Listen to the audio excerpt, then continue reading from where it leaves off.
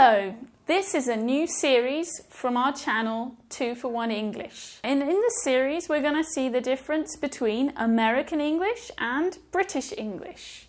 We're going to see some words that are completely different, some words where the difference is just the spelling, and also some of the grammar differences between American English and British English.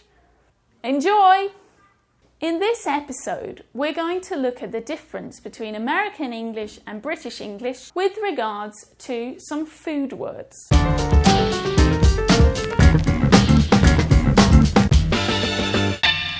So, first word we're going to look at is a vegetable. In Portuguese, it's called berinjela.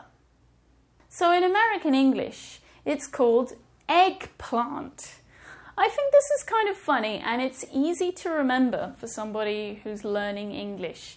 I think maybe they thought that it looks a bit like an egg. I don't know, but maybe that's why they call it eggplant.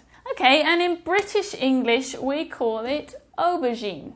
And this is actually a French word that we stole, and it's really common to find a lot of French words in British English. And we can tell by the pronunciation as well. Aubergine. This G is actually a soft G, which is not so common in English. Pay attention to this. Aubergine.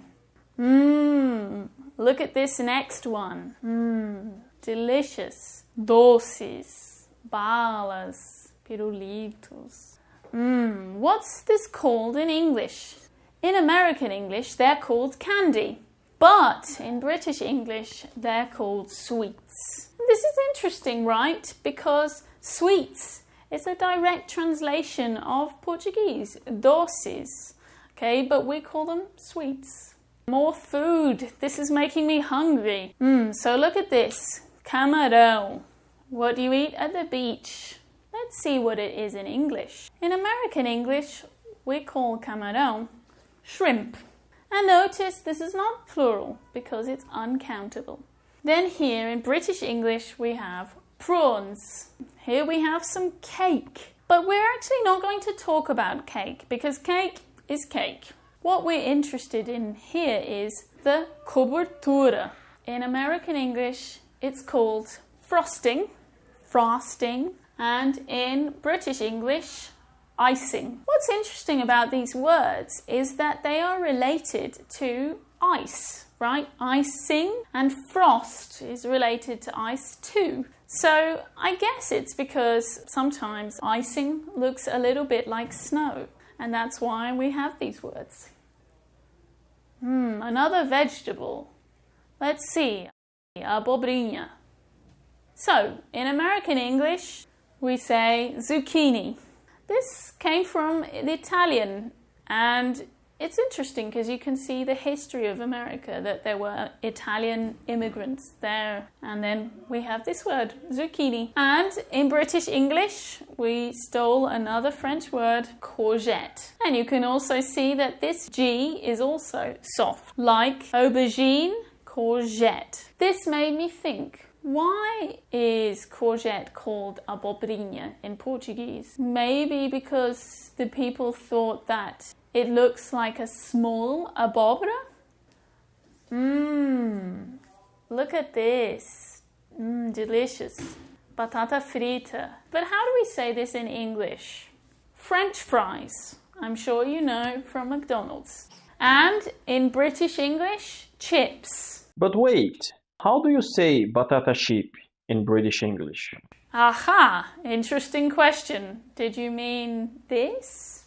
Well, in British English, we say crisps. And in American English, we say potato chips, which is just like the Portuguese, or just chips. It's funny because if somebody English goes to the US and orders chips thinking about this, he's going to receive this. So be careful. Look at this. Coentro. Wait, isn't that salsinha? No. Actually, salsinha is this. Salsina is called parsley in American English and British English. It's very similar, but we're going to talk about coentro, which is different. So, in American English, coentro is cilantro. And in British English, it's called coriander. Batata assada. Delicious. In American English, we call batata assada baked potato. Maybe you've seen it here in the shopping malls. You can sometimes see a restaurant called baked potato. And this is why. And in British English, we call it a jacket potato. And it's because the skin of the potato looks a little bit like a jacket. So that's it. I hope you liked this video. It made me really hungry. I think I'm going to have to cook something now. Bye.